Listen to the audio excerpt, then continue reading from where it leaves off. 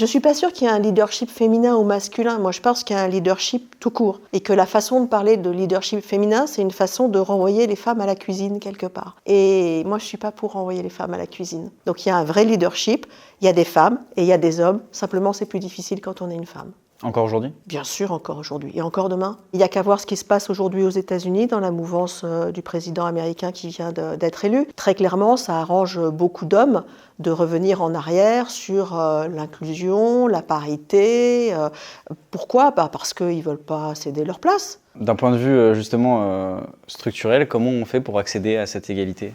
Très clairement, il y a des lois qui ont été faites. La loi Copé-Zimmermann est appliquée. Il y a des femmes super compétentes. Plus personne ne pense à remettre en cause la place des femmes dans les conseils d'administration. C'est devenu naturel et ça se passe très très bien. Maintenant, il y a la loi Rixain. Elle n'est pas encore complètement appliquée partout et puis on n'est pas allé assez loin de mon point de vue. Et je pense que c'est comme ça qu'on va y arriver. Et c'est vrai que si on le fait comme ça, à un moment ou à un autre, ça va devenir normal comme dans les conseils d'administration. Ce qui est difficile, c'est la période de transition.